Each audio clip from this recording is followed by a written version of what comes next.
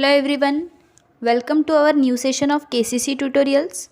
मुलांनो, आज आपण इयत्ता 10वीच्या इतिहास या पुस्तकातील दुसरा पाठ इतिहास लेखनाची भारतीय परंपरा हा पाठ अभ्यासणार आहोत. या पाठातील पुढील भाग आपण अभ्यासणार आहोत. सुरुवातीचा भाग आपण मागील व्हिडिओमध्ये अभ्यासलेला आहे. व्हिडिओ स्टार्ट करण्याआधी एक रिक्वेस्ट आहे की आपल्याला जर आमचे व्हिडिओज आवडत असतील, त्याचा फायदा होत असेल तर याला जास्तीत जास्त लाईक, शेअर व कमेंट करा आणि आमच्या चॅनलला सबस्क्राईब करा. चला तर मग सुरू करूयात आपला पाठ. भारतीय परंपरा, इतिहास लेखनाची भारतीय परंपरा काय होती हे या पाठात आपण पाहणार आहोत.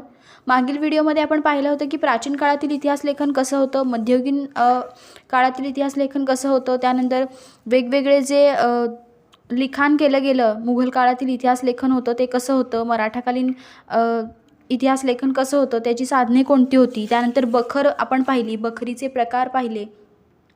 त्यानंतर आता उर्वरित भाग आता आपण या व्हिडिओमध्ये पाहणार आहोत.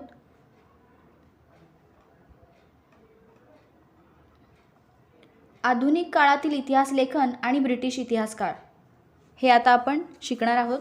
आधुनिक काळातील इतिहास लेखन कसं होतं आणि ब्रिटिशांचा जो इतिहास काळ होता, ब्रिटिश ज्यावेळी भारतामध्ये राज्य करत होते त्यावेळेचा इतिहास काळ कसा होता, त्यावेळेस जे इतिहास लेखन झालं ते कसं झालं, ब्रिटिश अधिकाऱ्यांनी जे भारताविषयी, भारताच्या इतिहासाविषयी लेखन केलं ते कसं होतं, हे सर्व आपण या व्हिडिओमध्ये शिकणार आहोत. 20व्या शतकात ब्रिटिशांच्या राजवटीत भारतीय पुरातत्वाच्या अभ्यासास सुरुवात झाली. ब्रिटिशांच्या राजवटीत भारतीय पुरातत्व विभागाच्या अभ्यासास सुरुवात झाली. भारतीय पुरातत्व सर्वेक्षण खात्याचे पहिले सरसंचालक अलेक्झांडर कॅनिंघम यांच्या देखरेखीखाली अनेक प्राचीन स्थळांचे उत्खनन केले गेले. भारतीय पुरातत्व सर्वेक्षण खात्याचे पहिले सरसंचालक कोण होते तर अलेक्झांडर कॅनिंघम हे होते. यांच्या देखरेखीखाली अनेक प्राचीन स्थळांचं उत्खनन झालं. ही जी प्राचीन स्थळे होती ही कोणती प्राचीन स्थळांचं उत्खनन झालं तर बौद्ध धर्मग्रंथामध्ये जी प्राचीन स्थळांचा उल्लेख होता त्या स्थळांचं पहिल्यांदा सुरुवातीला उत्खनन झालं. त्यासाठी त्यांनी प्रामुख्याने बौद्ध ग्रंथांमध्ये उल्लेख असलेल्या स्थळांवर लक्ष केंद्रित केले. पुढे जॉन मार्शल याच्या कारकिर्दीत हडप्पा संस्कृतीचा शोध लागला. भारतातील सर्वात जुनी संस्कृती किंवा अत्यंत प्राचीन अशी संस्कृती म्हणजे हडप्पा संस्कृती ही होय. जॉन मार्शल यांच्या कारकिर्दीत या संस्कृतीचा शोध लागला आणि भारतीय संस्कृतीचा इतिहास इसवी सनापूर्वी 3ऱ्या सहस्त्रकापर्यंत किंवा त्याहूनही पूर्वीपर्यंत जाऊ शकतो हे सिद्ध झाले. या हडप्पा संस्कृतीचा जेव्हा शोध लागला तेव्हा हे सिद्ध झालं की खूप पूर्वी, खूप अतिप्राचीन या काळापर्यंत हा आपला इतिहास जाऊ शकतो. भारतीय संस्कृतीचा इतिहास हा इसवी सनापूर्वीच्या 3ऱ्या सहस्त्रकापर्यंत किंवा त्याहूनही पूर्वीपर्यंत जाऊ शकतो हे सिद्ध झाले. त्यानंतर बघा, भारतात आलेल्या अनेक ब्रिटिश अधिकाऱ्यांनी भारतीय इतिहासासंबंधी लेखन केले. हे जे ब्रिटिश अधिकारी होते हे आहेत अलेक्झांडर कॅनिंघम आणि हे जॉन मार्शल. तर हे जे ब्रिटिश अधिकारी होते जे भारतामध्ये आले त्यांनी केलेल्या लेखनावर ब्रिटिशांच्या वसाहतवादी धोरणाचा प्रभाव आपल्याला असलेला दिसतो. ब्रिटिशांचं जे वसाहतवादी धोरण होतं त्या वसाहतवादाचा आपल्याला प्रभाव या ब्रिटिशांच्या लेखनावर दिसतो. जेम्स मिल याने लिहिलेल्या the history of British India या ग्रंथाचे 3 खंड 1817 साली प्रसिद्ध झाले होते. जेम्स मिल हा ब्रिटिश अधिकारी होता आणि त्याने भारतीय इतिहास लेखन केलं आहे. हा वसाहतवादी असा इतिहासकार होता ज्याने the history of British India हा ग्रंथ लिहिला आणि या ग्रंथात त्याने जे काही विचार मांडले ते भारतीय संस्कृतीबद्दलचे पूर्वग्रह दूषित असं त्यानं लेखन केलं आहे. पुढे आपण बघूयात. ब्रिटिश इतिहासकाराने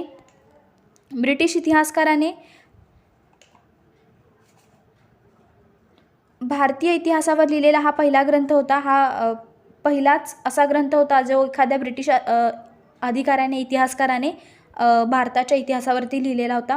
त्याच्या लेखनात वस्तुनिष्ठ दृष्टिकोनाचा अभाव आपल्याला दिसतो आणि भारतीय संस्कृतीच्या विविध पैलूसंबंधीचा पूर्वग्रह दूषित दृष्टिकोन जो आहे तो स्पष्टपणे आपल्याला उमटलेला तिथे दिसतो. त्यानंतर सन 1841 माउंट स्टुअर्ट एल्फिन्स्टन यांनी द हिस्ट्री ऑफ इंडिया हा ग्रंथ लिहिला. जेम्स मिल याने the history of British India हा ग्रंथ लिहिला आहे, तर माउंट स्टुअर्ट एल्फिन्स्टन यांनी द हिस्ट्री ऑफ इंडिया हा ग्रंथ लिहिला आहे. माउंट स्टुअर्ट एल्फिन्स्टन हे मुंबईचे गव्हर्नर होते. त्यांचा कार्यकाळ होता 1819 ते 1827. हा त्यांचा मुंबईचे गव्हर्नर असतानाचा कार्यकाळ होता स्टुअर्ट एल्फिन्स्टन. तर स्टुअर्ट एल्फिन्स्टन यांनी कोणता ग्रंथ लिहिला आहे? The history of India. हे भारतीय समर्थक इंग्रज इतिहासकार होते. भारताच्या इतिहासामध्ये मराठी साम्राज्याच्या कालखंडाचे स्थान अत्यंत महत्त्वाचे आहे. मराठी साम्राज्याचा जो इतिहास आहे तो इतिहास लिहिणाऱ्या ब्रिटिश अधिकाऱ्यांमध्ये जेम्स ग्रँड डफ याचे नाव अत्यंत महत्त्वाचे आहे. मराठा साम्राज्याचं जेव्हा कार्यकाळ होता किंवा मराठा साम्राज्य ज्यावेळी भारतामध्ये होतं, मग त्यावेळचा जो इतिहास लिहिला गेला त्यामध्ये जेम्स ग्रँड डफ यांनी लिहिलेला जो इतिहास आहे तो अत्यंत महत्त्वाचा इथे ठरतो. हे ब्रिटिश अधिकारी होते जेम्स ग्रँड डफ, परंतु यांनी मराठ्याच्या साम्राज्याचं गुणगान करणारा इतिहास लिहिला, द हिस्ट्री ऑफ मराठाज या नावाने. त्याने हिस्ट्री ऑफ मराठाज हा ग्रंथ लिहिला. या ग्रंथाचे 3 खंड आहेत. या ग्रंथाचे 3 खंड आहेत. भारतीय संस्कृती आणि इतिहास यांना कमी लेखण्याची ब्रिटिश अधिकाऱ्यांची प्रवृत्ती ग्रँड डफ याच्या लेखनातही उमटलेली दिसते. ब्रिटिश अधिकारी जे होते ते भारतीय संस्कृती आणि इतिहास यांना कमी लेखत होते, परंतु या अधिकाऱ्यांची ही जी प्रवृत्ती आहे ती ग्रँड डफ याने हिस्ट्री ऑफ मराठाज या त्याच्या ग्रंथामध्ये मांडली आहे. या ग्रंथामध्ये त्याने थोरल्या माधवराव पेशव्यांच्या कार्याचे कौतुक केले आहे किंवा त्यांचा सगळा इतिहास मांडला आहे आणि काही प्रमाणात भारतीय संस्कृती आणि इतिहास यांना कमी जे लेखलं गेलं ब्रिटिश अधिकाऱ्यांकडून त्याचाही उल्लेख त्यांनी त्याच्या इतिहास लेखनामध्ये केला आहे. अशीच प्रवृत्ती राजस्थानचा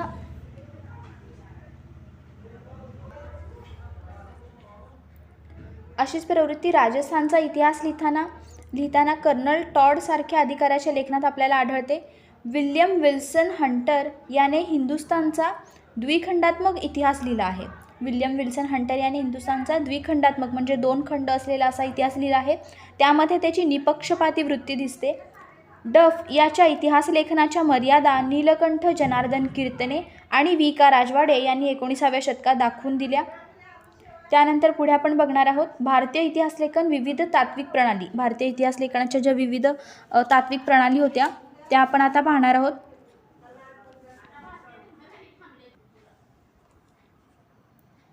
वसाहतवादी इतिहास लेखन. भारतीय इतिहास लेखन पद्धतीत वेगवेगळे हे जे घटक आपण पाहतोय त्या घटकांना अनुसरून इतिहास लेखन केलं गेलं. समाजातील सर्व घटकांच्या दृष्टीने इतिहास लेखन झालं आणि वसाहतवादी इतिहास लेखन आणि त्यानंतर पुढे आपण आणखी पाहणार आहोत स्त्रीवादी इतिहास लेखन, वंचितांचा इतिहास वगैरे या सगळ्या गोष्टी आपण पाहणार आहोत. वसाहतवादी इतिहास लेखन म्हणजे काय ते आता आपण बघूया. भारतीय इतिहासाचा अभ्यास आणि लेखन करणाऱ्या सुरुवातीच्या इतिहासकारांमध्ये प्रामुख्याने ब्रिटिश अधिकारी तसेच ख्रिश्चन धर्मप्रसारकांचा सुद्धा अंतर्भाव होता. भारतीय संस्कृती गौण दर्जाची आहे या पूर्वग्रहाचे प्रतिबिंब त्याच्यामधील काहींच्या लेखनात स्पष्टपणे उमटलेले आपल्याला दिसते.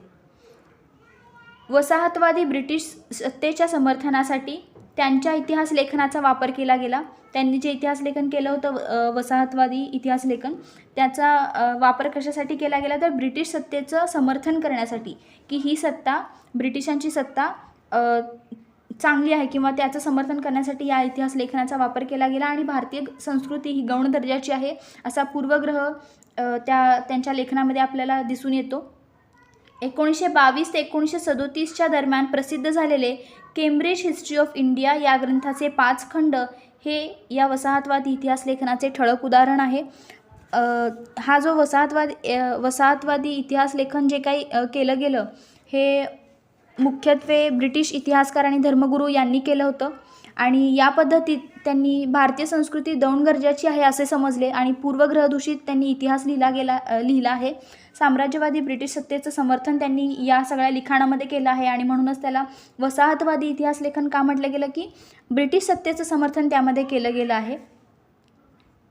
उदाहरणार्थ आपण पाहिलेला जेम्स मिल यांचा the history of British India हा ग्रंथ ज्यामध्ये त्याने सुद्धा वसाहतवादी इतिहास लेखन केलं आहे. त्यानंतर आहे प्राच्यवादी इतिहास लेखन.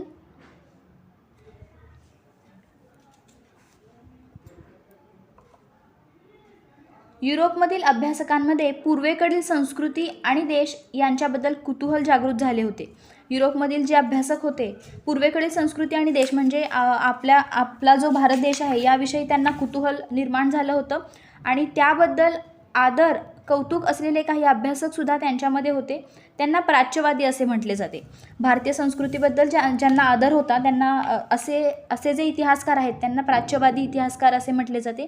प्राच्यवादी इंग्रज इतिहासकार जे होते त्यांनी भारतीय संस्कृतीविषयी लेखन केलं आणि त्यालाच प्राच्यवादी इतिहास लेखन असं म्हटलं गेलं आहे. प्राच्यवादी अभ्यासकांनी संस्कृत आणि युरोपीय भाषांमधील साधर्म्याचा अभ्यास केला.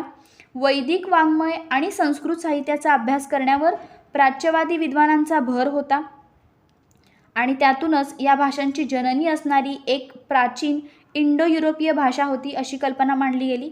या दोन वेगवेगळ्या संस्कृतींमधून ही भाषा अस्तित्वात आली, इंडो युरोपीय भाषा. इसवी सन 1784 सर विल्यम जोन्स यांनी कोलकाता येथे एशियाटिक सोसायटीची स्थापना केली. अत्यंत महत्त्वाचा असा पॉईंट आहे. 1784 सर विल्यम जोन्स यांनी कोलकाता येथे एशियाटिक सोसायटीची स्थापना केली.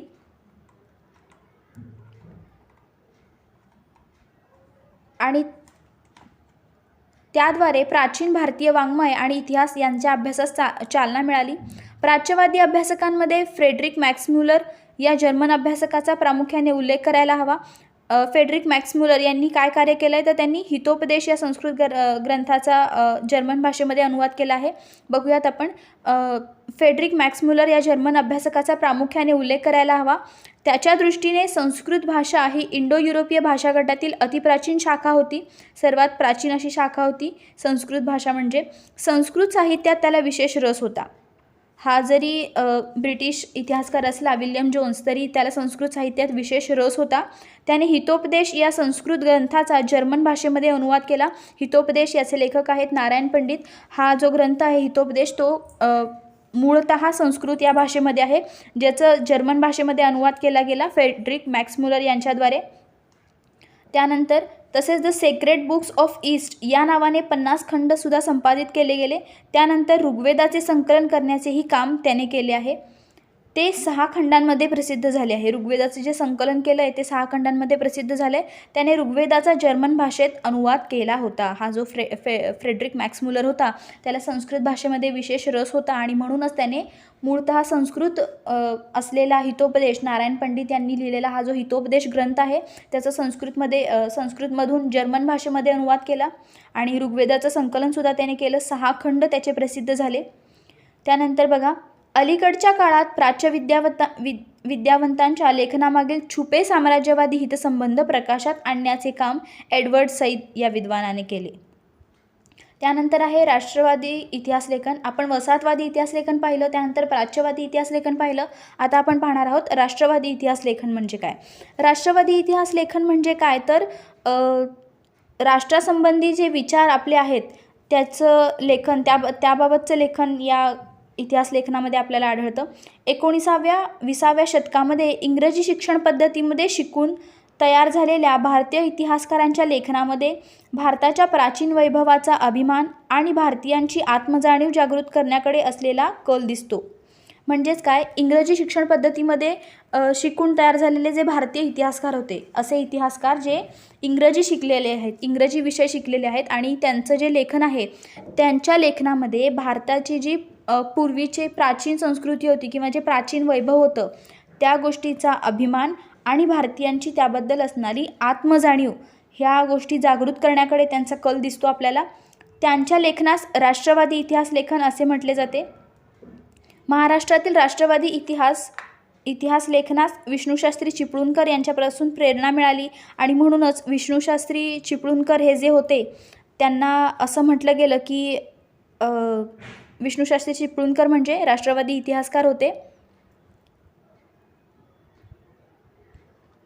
ब्रिटिश अधिकाऱ्यांनी लिहिलेल्या प्राचीन भारताच्या पूर्वग्रह दूषित इतिहासाला त्यांनी विरोध केला.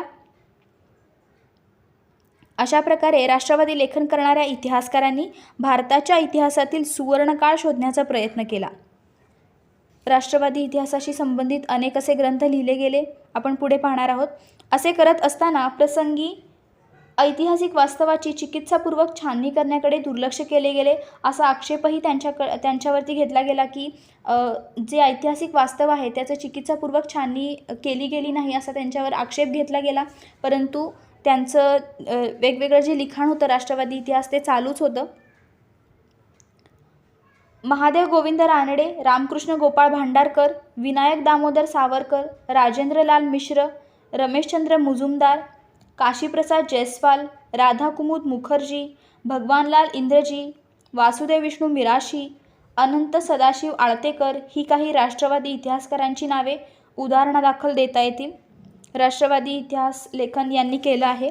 The rise of Maratha power Mahadev Govind Ranade यांनी लिहिलं आहे. त्यानंतर 1857चं स्वातंत्र्य समर विदा सावरकरांनी लिहिलं आहे. मराठ्यांच्या इतिहासाची साधने विका राजवाडे यांनी लिहिले. अनेक असे लेखन आपल्याला राष्ट्रवादी इतिहासकारांच्याद्वारे लिहिलं गेलेलं आपल्याला आढळतं.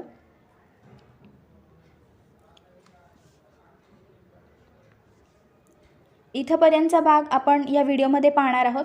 उर्वरित भाग आपण पुढील व्हिडिओमध्ये शिकणार आहोत. आपल्याला जर हा व्हिडिओ आवडला असेल तर याला जास्तीत जास्त लाईक, शेअर व कमेंट करा आणि आमच्या चॅनलला सबस्क्राईब करा. Thank you for watching our videos. Good bye.